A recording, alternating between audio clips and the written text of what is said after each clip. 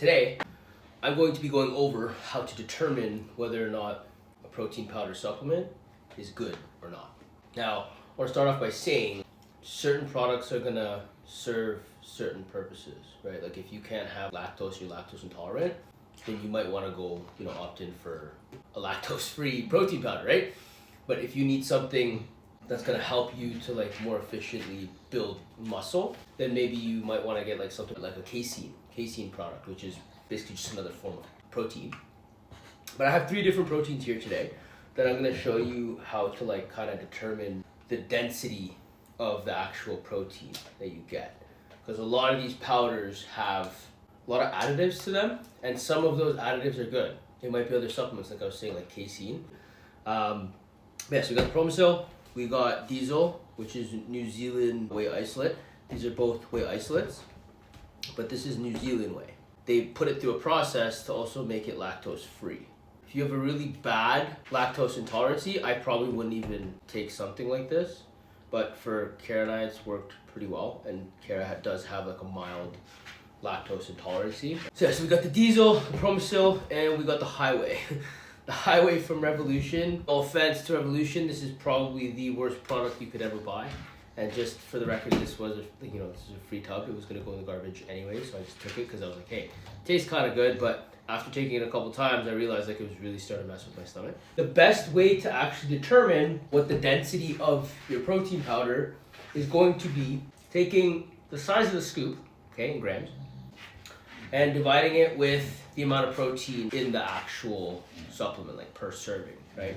For example, if I take the Diesel, actually let's go in order. I'll take the Highway. The Highway is 39 grams per scoop. So this has 39 grams in each scoop as a serving, but it only has 22 grams of protein.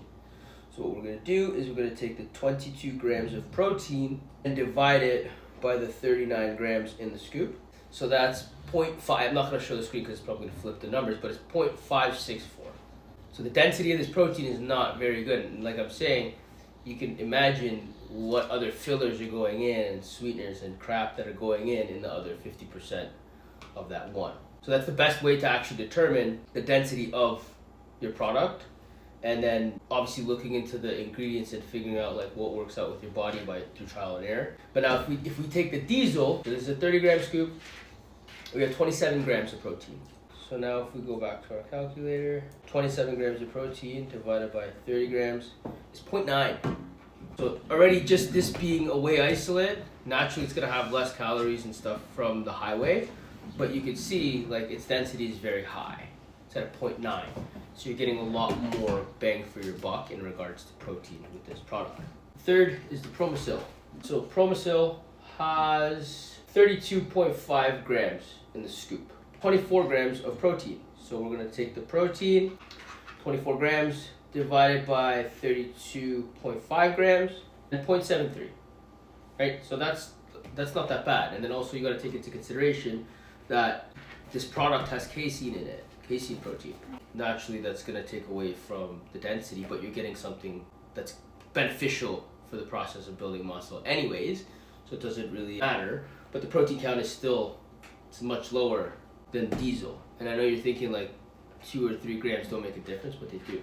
If you ever try to eat your protein, your recommended protein, in meat and legumes, you'd be surprised how much food you actually have to consume just to hit 80 grams of protein a day, 100 grams of protein a day. Seeing that on a plate is much different than actually having to consume that every single day.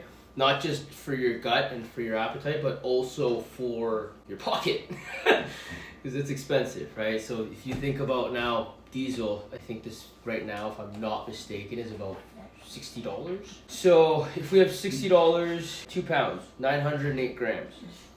So we have 908 grams in the whole tub. And we have 30 grams per serving. We divide it by 30 grams, that gives us 30 servings, right? So if you're taking one a day, that's pretty much a month's supply. But because we know we have 30 servings, and we know this is at least I think it's a $60 tub of protein, I could be wrong. But we take the $60 divided by 30 servings, it's $2 a serving. And one scoop is giving you 27 grams of protein. For kind of comparison, 27 grams of protein is equivalent to eating like a 7-8 ounce steak, and 7-8 ounce steak is gonna cost you how much nowadays? Whereas this scoop of this is $2. So that's actually gonna save you, even if you end up, opting in for the higher priced product that you know is higher quality. Per serving, you're actually saving money. So it just kind of makes sense in all facets, for me at least, because I spend a lot of money already on my food and my other supplementations to make sure that my health keeps in check. So things like this, like, I don't look as really like as a cost. This is more of an investment in myself. But yeah, anyways, that's all I really want to go over today. And again, be careful with these products and don't cheap out. You are gonna probably have to go through a few different brands, a bunch of different flavors to find what works for you. But don't be afraid to do it. Just don't be cheap about it. This is one thing, especially because like protein powder is something you will be taking daily, more or less. You don't want to cheap out on that.